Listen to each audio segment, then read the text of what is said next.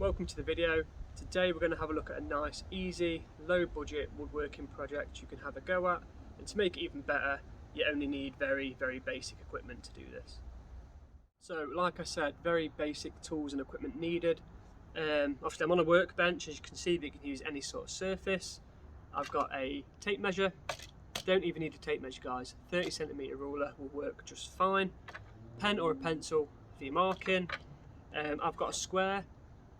Again, it's not actually needed. We've got a saw here we can use as a square. Got your edge here. Push that against your piece of wood you're cutting.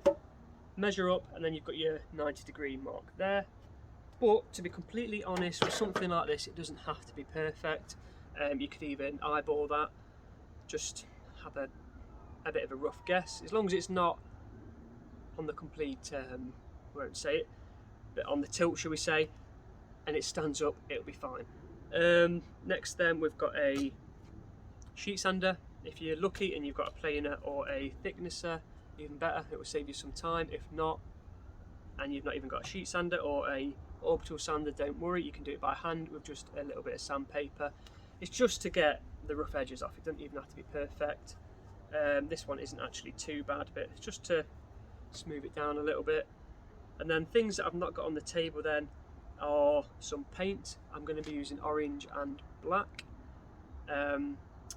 A little bit of branch, which I'll find off the floor when I need it, and I'll cut that up to size that I need.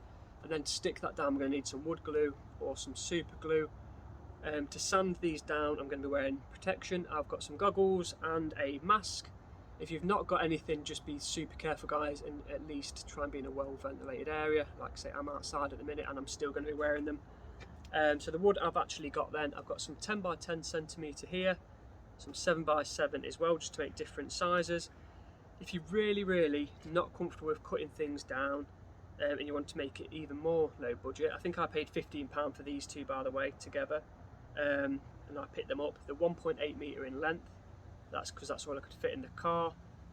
If you're doing loads of things like this, it's going to be more cost effective to buy larger or longer lengths if you can, but if not, just get what you can get hold of. Or like I say, if you really want to do it on the cheap and just a bit of a practice with the final parts, use something like this. These are what you get in pallets. So break your pallet down, give this a good sand, and then basically continue from the painting steps, and you'll have a very similar product. Okay, but if you want to do it all, first thing we want to do then is get these two sanded down.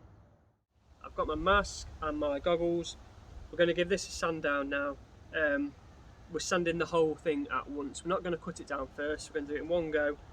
It just makes it a lot easier and a lot less fiddly for yourself, because every time you make a cut, it's another edge you've got to sand down, whereas if we do it all at once, it's just a lot quicker for us. We can go all the way along, we'll flip it over, same again, paying a bit of attention to the corners, just round them off slightly but not too much. So we're going to get this done. This is the 10 by 10, and we'll get the 7 by 7 done, and we'll move on to measuring up.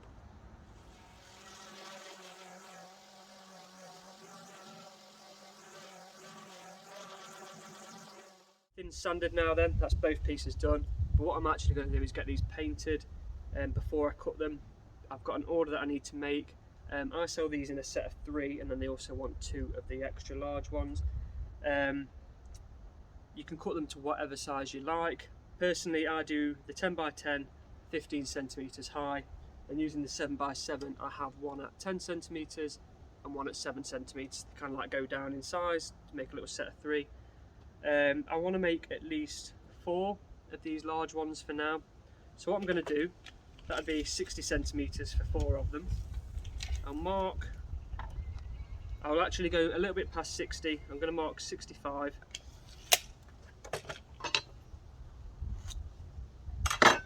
And then what I'm going to do is paint up to this line I've just done. Doesn't have to be dead neat because you're going past what you need anyway, just giving yourself a little bit extra to work with.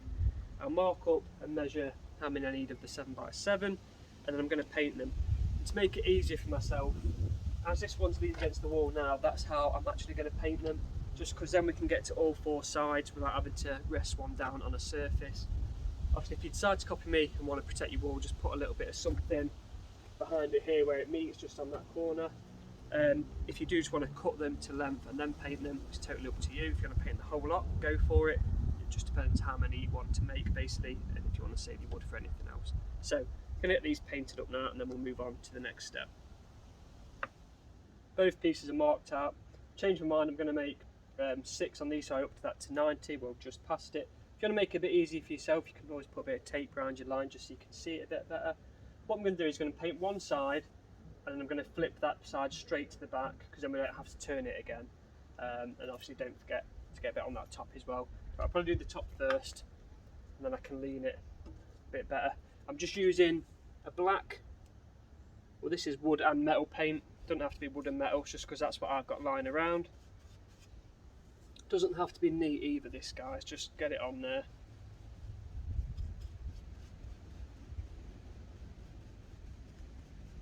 Because you are going to be going over this black with orange, and even that doesn't have to be neat either, so don't worry about getting it perfect. All I will say though is just try not to get any runs going down it, because after it's all dried we give it a sand. And sometimes if you've got a run and you sand it, it can still be quite wet underneath and it will just smudge everything.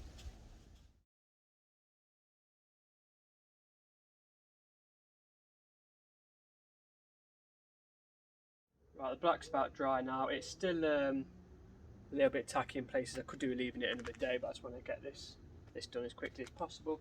So now we're going over with the orange, and I really am using like cheap paint. This is literally like kids paint. It's not for wood, but for what we're using it for, it doesn't matter because we're going to varnish it anyway.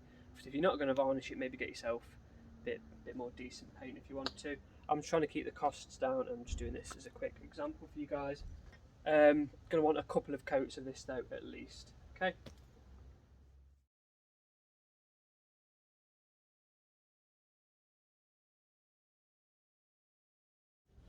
Hopefully now then you'll have something that looks like this. It might be a bit of a different colour depending on what paint you've used. I'm going to mark them all up now then. As you can see, I've got my ruler instead of my tape measure just to prove it can be done. It's up to you. You can either mark all in one go or you can do one at a time, cut it and then mark another one.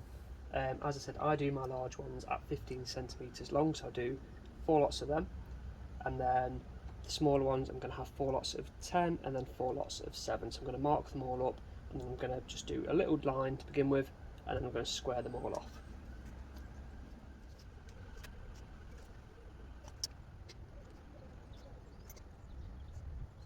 Right, I've got a little mark on each one now. I'm trying to prove that this can be done with a saw. I am going to use my square mitts to make it quicker, just because it takes a little bit more room up. But like I say, put your saw against the edge and line across and you have a nice straight line. You probably can't actually pick that up on the camera very well. Zoom in there. As you can see, we've got that line going across. So I'm going to get all these squared up now.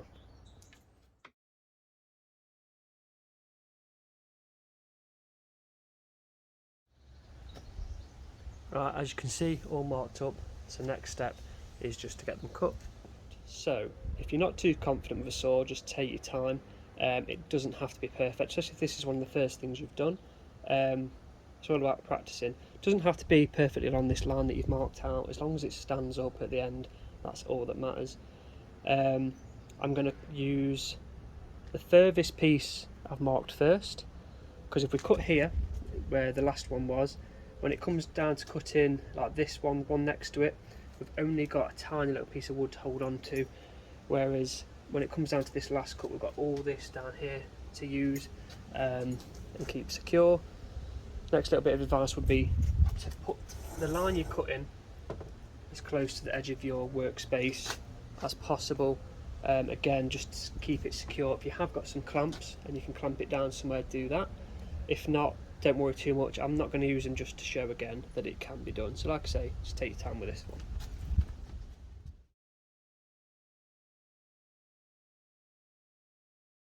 All cut now then.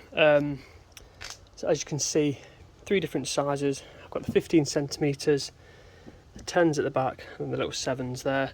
So now I'm going to paint the tops. I'm going to do top and bottom with a bit of black, let it dry, and then orange, and then like I say, it's the finishing touches. As you can see though, I've made 4 sets out of that, 4 sets of 3, and then 2 of the large ones as extras.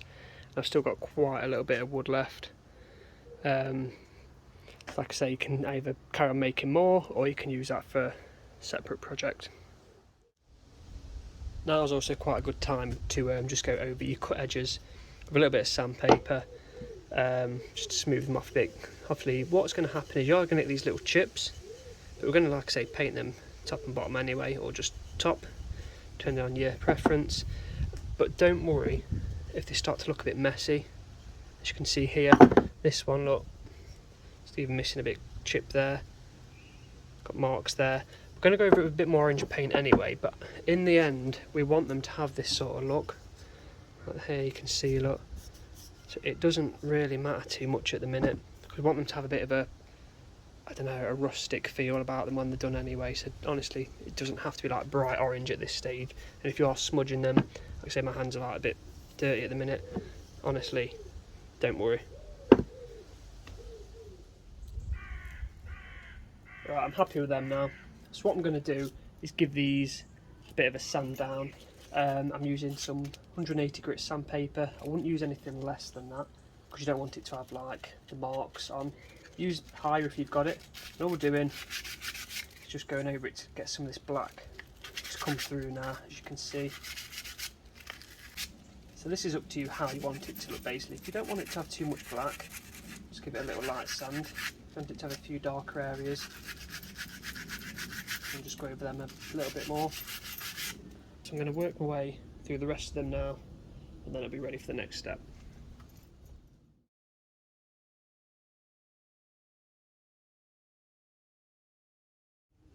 All sanded and dusted down.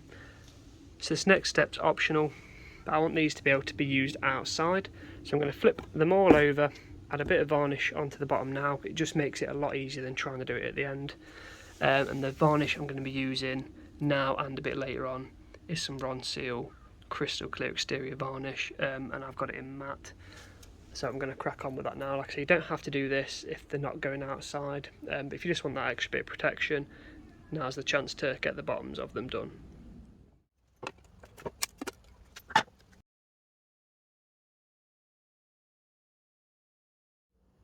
That's all the bottoms then done. I've gone a bit further down, as you can see, just so when we flip them back over and we cover it in varnish again, we don't have to touch the very bottom, so we won't get any varnish on the bottom of the pumpkin and the work surface, just to stop it sticking basically. Whilst they're drying, then what you can do is go and get your sticks ready and your small branches. As you can see, I've got 3 different sizes here, more than I need, so you only need a little bit of each one. Obviously I'm going to need 6 for the large and then 4 each of these, and it is just to cut maybe a couple of centimetres for each. Obviously then for the smaller ones, probably a little bit less, because you don't want it to look too small and too thin, so just go what you think looks right here. If you can, use your saw to cut these though, because we want it doesn't have to be straight, but it needs to be flat, just so that it can stick on, because it's all, if you just snapped it off and it's all bumpy, it's not likely to stick on.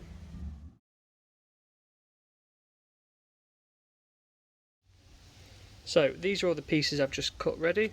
What we're doing is just sticking them on like so, as you can see, and then some of like the smaller ones as well. So we'll be using a bit of wood glue to do that. The really small ones you might struggle with a little bit more because of how thin they are. So just obviously to get your bit of glue, you might just have to hold it for a few seconds just till it attaches. But obviously these are the bottoms at the minute, but we're flipping it over and doing that. Now they're dried, then we can flip them back over. I'm basically going to stick these little bits that we've cut off of your branch and your sticks, and just stick them on top now using some wood glue.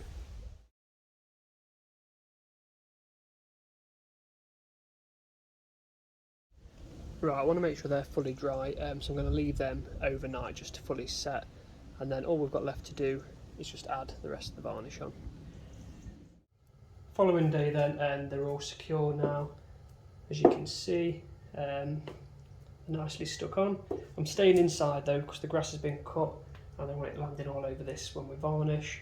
We're going to crack on and do them all now. I've spaced them all out, so once I've picked one up I can put it back down without hopefully touching the others. One quick tip though, first of all, go over all the tops, so all the sticks, because if you use like a dusty sort of paint like I have, once you've touched the orange and then you start touching the tops, you'll have like an orange bit on the top, which it doesn't look too great. So if you do all them first and then go over and do the pumpkins after.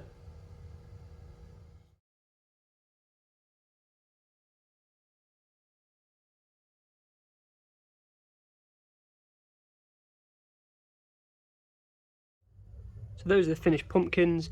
If you want now, you can add some decoration. Maybe add some like some gardening string or a bit of orange or brown ribbon around the stalks. So I'm aware this has been quite a long video, so I apologise for that. I just wanted to get as much information in there so that you can follow along step by step basically. I hope you give this a go and you enjoy it. Let me know if you've got any questions though guys. Anything you want to see in the future maybe, just pop it in them comments. So good luck and I'll see you next time.